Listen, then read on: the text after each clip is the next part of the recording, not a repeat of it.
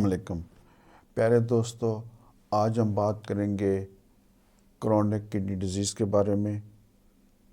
اور chronic kidney disease کیا ہوتی ہے. ایک دفعہ کا ذکر ہے کہ میں اپنے ہاسپٹل میں بیٹھا ہوا تھا. چند لوگ ایک ینگ نوجوان لڑکی کو لے کر آئے. یہ 25 سالہ لڑکی پرسسٹنٹ وامٹنگ کر رہی تھی اور اس کا بلڈ پریشر آسمان سے باتیں کر رہا تھا. اس کی بلڈ رپورٹ یہ بتا رہی تھی کہ اس کے گردے بری طرح خراب ہو گئے ہیں. میں نے ان کے لواحقین سے کہا کہ اس کے لیے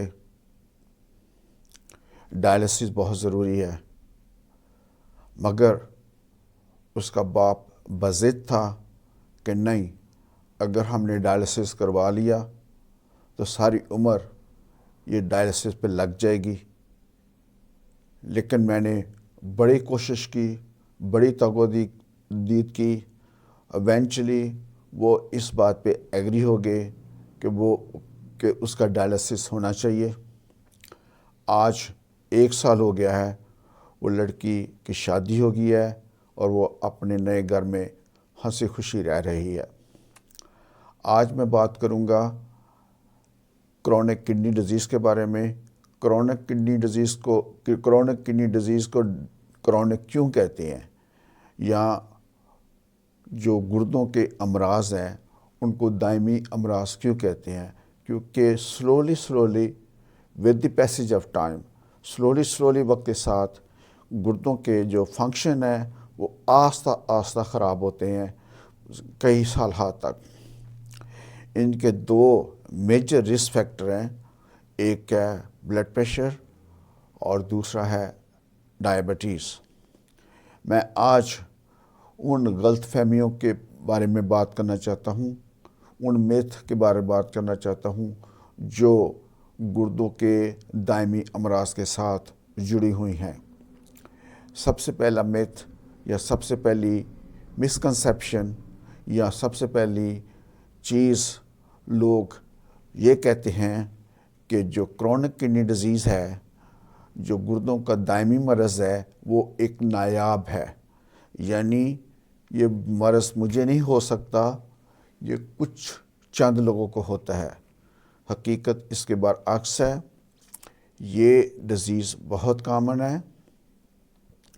ایک اندازے کے مطابق اگر ہم ان بیماریوں کی لسٹ بنائیں جو موت کا باعث بنتی ہیں تو کرونک کڈنی ڈیزیز، گردوں کا دائمی مرض، 9ویں نمبر پر آتا ہے. اور ایک اندازے کے مطابق ہر 3 میں سے 1 آدمی کو رسک ہے کہ اس کو کرونک ڈیزیز ہو سکتی ہے. آپ اس بات سے اندازہ لگا سکتے ہیں کہ یہ نایاب نہیں ہے، یہ کامن ہے. اب ہم بات کریں گے دوسری مسکنسیپشن کی، دوسری غلط فہمی کی، دوسری جو اس کے بارے میں جڑی ہوئی ہے کہ جو کرونک کڈنی ڈیزیز ہے اگر ہونی ہے تو ہو کے رہے گی، اس کا پرہیز کوئی نہیں ہے. نہیں، یہ بات غلط ہے. اگر ہم بلڈ پریشر کو کنٹرول کر لیں، اگر ہم ڈائبٹیز اگر ہے تو کنٹرول کر لیں تو ہم اس ڈیزیز سے بچ سکتے ہیں. تیسرا مسکنسیپشن کہ کرونک کڈنی ڈیزیز کا علاج موجود ہے. ہرگز نہیں. کرونک کڈنی ڈیزیز کا علاج کسی کے پاس بھی نہیں ہے. البتہ اگر کرونک کڈنی ڈیزیز یا گردوں کا دائمی مرض کو ارلی سٹیج میں ڈائگنوز کر لیا جائے تو اس کی جو پروگریشن ہے یا اس کے خراب ہونے کی جو رفتار ہے اس کو کم کیا جا سکتا ہے. کیونکہ ایونچولی جو اس کا علاج ہے یا تو ڈائلسس ہے اور یا کڈنی ٹرانسپلانٹ ہے. چوتھا مسکنسیپشن یہ ہے کہ مجھے پتہ چل جائے گا کہ کب کڈنی کی ڈیزیز ہوگی. ہرگز نہیں. اگرچہ کچھ لوگوں کو یہ علامات آتی ہیں کہ ان کو ہر وقت تھکاوٹ رہتی ہے، ان کی جو نیند ہے وہ ڈسٹرب ہو جاتی ہے، ان کے پیشاب میں خون آتا ہے اور ان کی سکن ڈرائی ہو جاتی ہے، لیکن بہت سارے لوگوں میں یہ علامت اس وقت آتی ہے جب کرونک کڈنی ڈیزیز بہت سارا ڈیمیج کر دیا ہوتا ہے۔ اگلا کنسیپشن، میتھ یا غلط فہمی کہ کرونک کڈنی ڈیزیز کو رینل ٹرانسپلانٹ سے مکمل علاج کیا جا سکتا ہے۔ رانگ، نہیں۔ جب کڈنی ٹرانسپلانٹ جب ہوتا ہے تو وہ ایک طرح کا رسک فیکٹر کو کم کر دیتا ہے، جیسے کہ آپ ایک بلڈ پریشر کو کنٹرول کر لیں، اسی طرح کا رول رینل ٹرانسپلانٹ کرتی ہے۔ رینل ٹرانسپلانٹ کی جو ایج ہے وہ ہے، ایوریج ایج جو ہے وہ 13 سال ہے۔ اگر گردہ یا کڈنی کسی زندہ انسان سے لی گئی ہو تو اس کی کڈنی کی ایج 20 سال تک ہو سکتی ہے، لیکن اگر وہ گردہ کسی مردہ فرد سے لیا جاتا ہے تو اس کی لائف 8 سے 12 سال تک ہوتی ہے۔ لیکن ریگارڈلیس کہ گردہ جو ہے یا کڈنی جو ہے وہ مردہ سے لیا گیا ہے یا زندہ شخص سے لی گئی ہے، جس مریض کا کڈنی ٹرانسپلانٹ ہوا ہے اس کو ساری عمر دوائیاں کھانی پڑتی ہیں۔ ان دوائیوں کا نام ہے امینو سپریسنٹ۔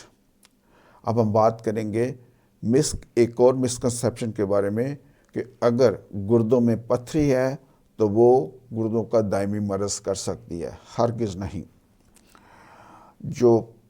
جو پتھری ہے گردوں میں وہ ان پلیزنٹ ہے، وہ کبھی کبھی درد کر سکتی ہے، مگر جو پتھری ہے وہ کرونک کڈنی ڈیزیز نہیں کر سکتی۔ اگرچہ جو لائف سٹائل جس کی وجہ سے ایک شخص کو اس کے گردوں میں پتھری آئی ہے، وہی لائف سٹائل جو برا لائف سٹائل ہے اسی لائف سٹائل سے اس کو کرونک ڈیزیز ہو سکتی ہے۔ ویڈیو کے اینڈ میں بتاؤں گا کہ ہم کرونک کڈنی ڈیزیز سے کیسے بچ سکتے ہیں۔ اگلا جو میتھ ہے وہ یہ ہے کہ کرونک کڈنی ڈیزیز میں پانی زیادہ پینا چاہیے۔ ہرگز نہیں۔ اگرچہ بہت زیادہ پانی ہماری صحت کے لیے بہت اچھا ہے، لیکن کرونک کڈنی ڈیزیز والے پیشنٹ کو پانی نہیں پینا چاہیے زیادہ۔ اگر وہ زیادہ پانی پیے گا تو اس کے جو جسم میں سویلنگ ہو جائے گی، اس کا بلڈ پریشر بڑھ جائے گا، اس کو سانس کا پرابلم ہوگا، بریدنگ ڈیفیکلٹیز ہوگی۔ تو اس لیے کیونکہ کڈنی پراپرلی فنکشن نہیں کر رہی۔ یہ ساری معلومات پہنچانے کا یہ مقصد ہے کہ خدا را یہ ویڈیو ان لوگوں کے لیے ہے کہ جن کو شوگر ہے یا ڈائبٹیز ہے یا ان کو ہائی بلڈ پریشر ہے اور ہائی بلڈ پریشر ان کا ڈائگنوس ہو گیا ہے، وہ ہائی بلڈ پریشر کی دوائیاں نہیں کھاتے، وہ ان کا لائف سٹائل ٹھیک نہیں ہے۔ آپ کو چاہیے، اگر آپ کو یا آپ کے کسی عزیز کو ہائی بلڈ پریشر ہے تو اس سے پہلے کہ وہ high blood pressure chronic kidney disease میں ہو جائے تو اس سے بچنے کے لیے یہ ضروری ہے کہ نمک کم استعمال کریں، باقاعدگی کے ساتھ ایکسرسائز کریں۔ اگر وزن زیادہ ہے تو وزن کو کم کریں۔ اب بات کرتے ہیں کہ یہ ویڈیو کیوں بنایا ہے۔ اس لیے بنایا ہے تاکہ آپ کو یہ معلومات جو حقیقت کے پر مبنی ہیں وہ پہنچائی جائیں۔ جو مسکنسیپشن لوگوں میں موجود ہے، کیونکہ یہ جو سارے کویشچن ہیں یہ مریض مجھ سے پوچھتے رہے ہیں، تو میں نے سوچا کہ ہر مریض کو ایک ایک کر کے جواب دینے کے بجائے کیوں نہ اس پر ویڈیو بنایا جائے، جو کہ میں آج بنا دیا ہے۔ لیکن اس کے باوجود اگر کوئی آپ کا سوال رہتا ہے اور آپ مجھ سے پوچھنا چاہتے ہیں تو کمنٹس میں لکھ سکتے ہیں۔ اگر آپ یہ ایسا نہیں کرنا چاہتے تو اپنے قریبی معالج کے پاس جائیں، اپنے ڈاکٹر کے پاس جائیں، وہ آپ کو اس کا جواب دیں گے۔ تو میں بہت زیادہ شکریہ ادا کرتا ہوں کہ آپ نے میرے ویڈیو کو دیکھا، آپ کے قیمتی وقت کا بہت بہت شکریہ. اپنا خیال رکھیں. ملتے ہیں نیکسٹ معلوماتی ویڈیو پر جو کہ صحت کے اوپر مبنی ہوگا. اللہ حافظ.